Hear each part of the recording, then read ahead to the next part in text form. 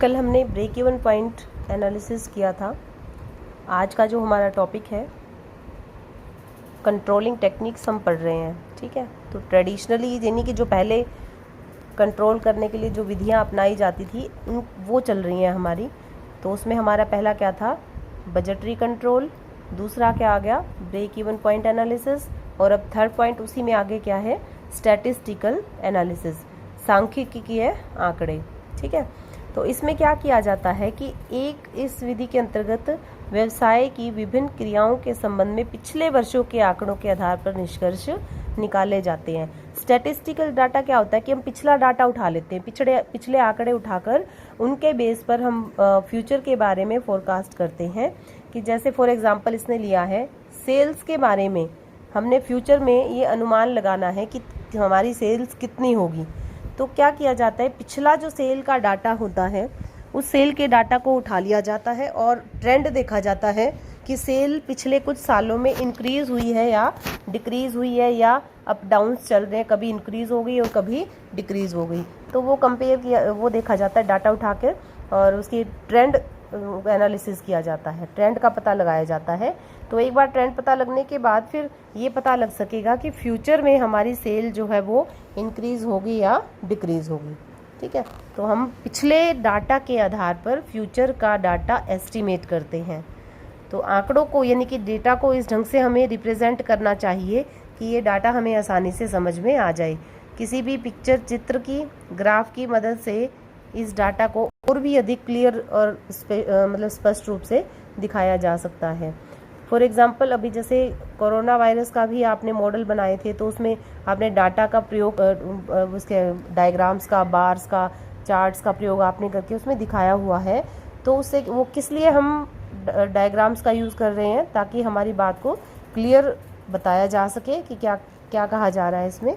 और जैसे कोरोना के भी इसमें ग्राफ में दिखाया जा रहा है, अभी ये धीरे धीरे इंक्रीज होता है फिर ऐसे इंक्रीज। तो इससे क्या है कि एक आम आदमी को भी ये चीज़ समझ आती है। ठीक है, कि भी ये जो ग्राफ है ये बढ़ने का मतलब क्या होगा कि कोरोना के केसेस बढ़ेंगे। ठीक है, तो ये क्या है, इससे उसको ज़्यादा क्लियर हो सकता है। तो जो डाटा है उसको कैसे पिक्चर से या ग्राफ की मदद से दिखाना चाहिए, तो डाटा वो आसानी से समझ में आने लायक हो जाएगा। ठीक है, केवल ये नहीं कहा जा सकता कि ये जो डाटा है पिछले सालों से संबंधित है, तो इस डाटा की, इन आंकड़ों की कोई इम्पोर्टेंस नहीं है, कोई महत्व नहीं है, ऐसा नहीं कह सकते हम।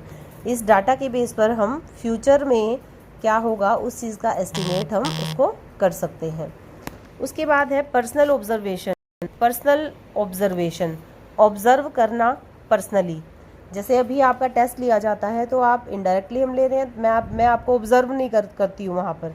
ठीक है, जब क्लास में आपका टेस्ट होता है तो वहाँ क्या है, ऑब्जर्व, डायरेक्टली ऑब्जर्वेशन हो रही है, पर्सनल ऑब्जर्वेशन हो रही है, मैं आपको सामने देख रही हूँ वहाँ पर। सेम ऐसे ही किया जाता है कि पर्सनल ऑब्जर्वेशन, जो मैनेजर होता है वो वर्कर के काम पर डायरेक्ट वॉचिंग रखता है, उनको देखता रहता है।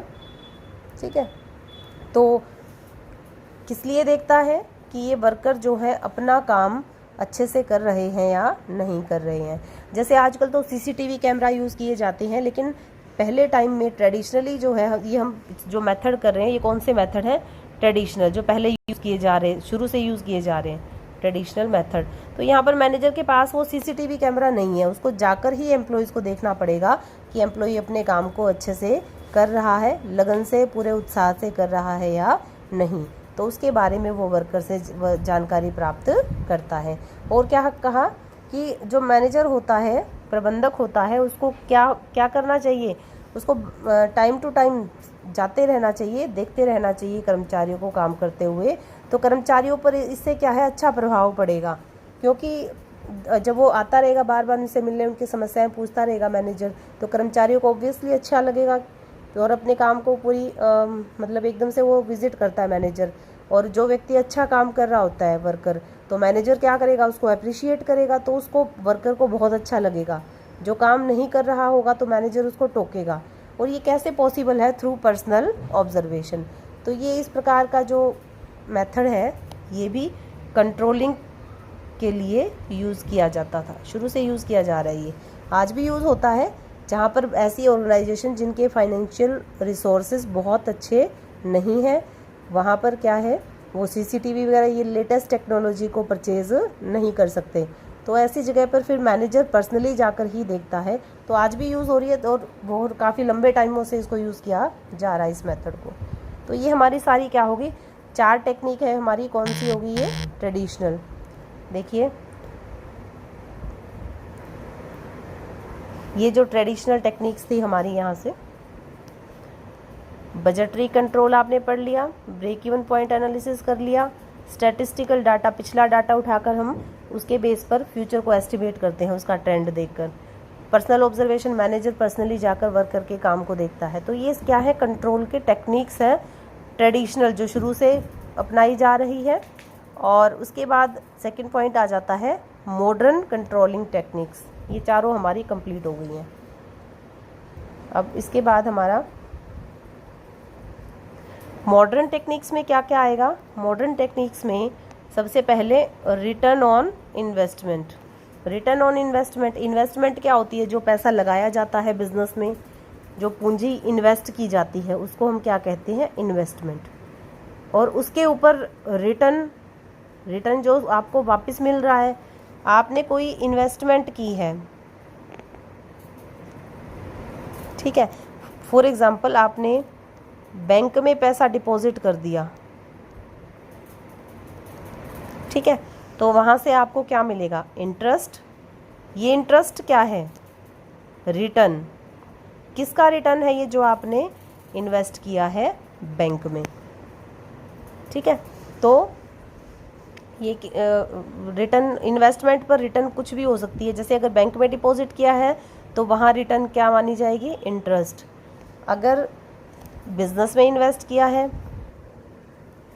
कैपिटल इन्वेस्टमेंट की है बिजनेस में, तो वहाँ पर जो प्रॉफिट हम अर्न कर रहे हैं उस कैपिटल को लगाकर, वो क्या है, हमारे रिटर्न्स, ठीक है। किसी कंपनी के शेयर में पैसा लगाया है, वहाँ रिटर्न क्या होगा हमारे लिए, डिविडेंड,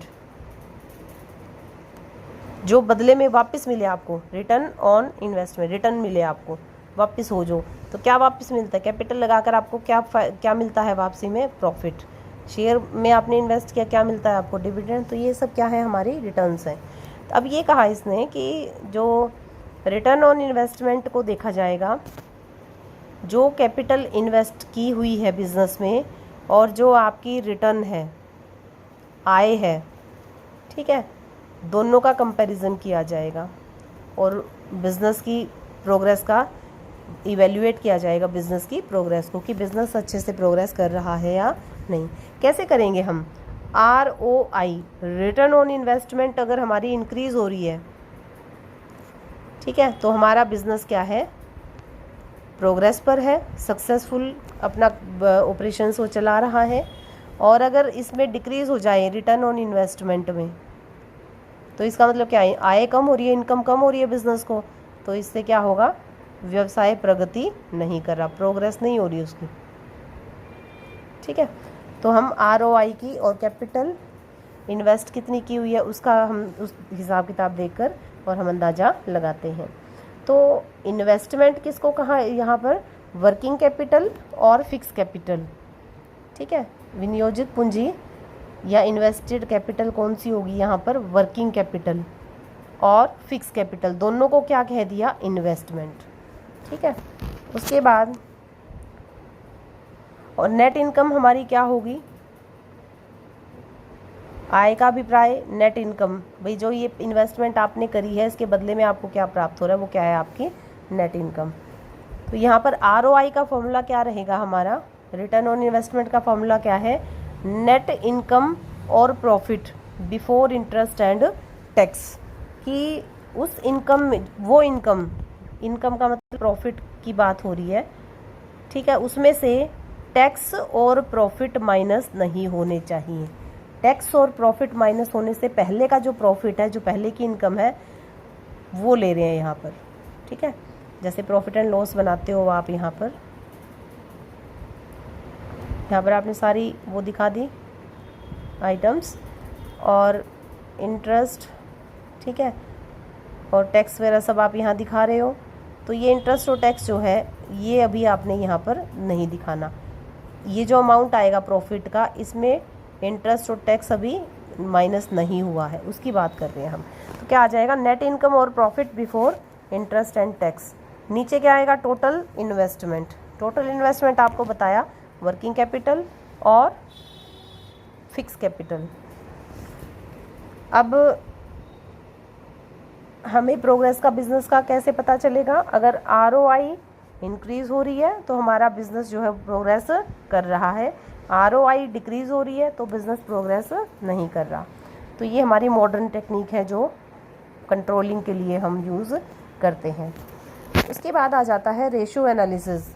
ये पूरा आपका अकाउंटेंसी में चैप्टर आएगा रेशियो एनालिसिस का, सेकंड बुक में, ठीक है। वहाँ और ज़्यादा आपको क्लियर हो जाएगा, यहाँ भी समझ लीजिए इसको। तो 4 तरह की रेशो होती हैं हमारी, ठीक है। Liquidity ratio, solvency ratio, profitability ratio और टर्नओवर रेशो। अब ये कह रहा है कि जो हमारे पास फाइनेंशियल स्टेटमेंट्स होती हैं, कौन कौन सी, trading, profit and loss account और बैलेंस शीट, इनमें जो इंफॉर्मेशन या जो डाटा दिया होता है वो खुद कुछ नहीं कहता, हमें उनसे, उस डाटा से क्या करना होता है, मीनिंग निकालने होते हैं, उससे हमें मीनिंग निकालना होता है। तो उस डाटा से हमें, अब आपको ये दे दिया भाई ग्रोस प्रॉफिट या नेट प्रॉफिट आपका 1 लाख रुपए है, सिर्फ इस इंफॉर्मेशन से हम ये डिसाइड नहीं कर सकते कि बिज़नेस कैसा चल रहा है, बिज़नेस ने अच्छा किया या नहीं किया। हम अब क्या करेंगे, कैपिटल के साथ उसकी रेशो निकाल के फिर देखेंगे कि हमने इतनी कैपिटल लगाई थी, उसके कंपैरेटिवली हमें इतना प्रॉफिट, इतने 10% प्रॉफिट हुआ, तब तो हम कुछ सूचना वहाँ से इन्फॉर्मेशन निकाल सकते हैं। अगर सिंपल ये कह दिया जाए 1 लाख प्रॉफिट, तो आप कुछ नहीं कह सकते भी ये ठीक है प्रॉफिट या नहीं है। दूसरे डेटा को लोगे आप उसके साथ और फिर उसकी रेशो वगैरह निकाल के, तो उससे हमें क्या है, बहुत सारी इन्फॉर्मेशन मिलती है। तो हमें इन्फॉर्मेशन चाहिए होती है, वो इन्फॉर्मेशन निकालने के लिए हम क्या यूज़ करते हैं, रेशो एनालिसिस, ठीक है। ताकि जो डाटा हमारा फाइनेंशियल स्टेटमेंट्स में दिया हुआ है उसका मीनिंग निकाला जा सके कि ये क्या कह रहा है। उसके लिए 4 रेशो हैं, लिक्विडिटी, सोल्वेंसी, प्रॉफिटेबिलिटी और टर्नओवर रेशोज। लिक्विडिटी रेशो क्या होती है, ये हमें बताती है कि शॉर्ट टर्म सोल्वेंसी, अल्पकालीन शोधन क्षमता हमारे व्यवसाय की कैसी है।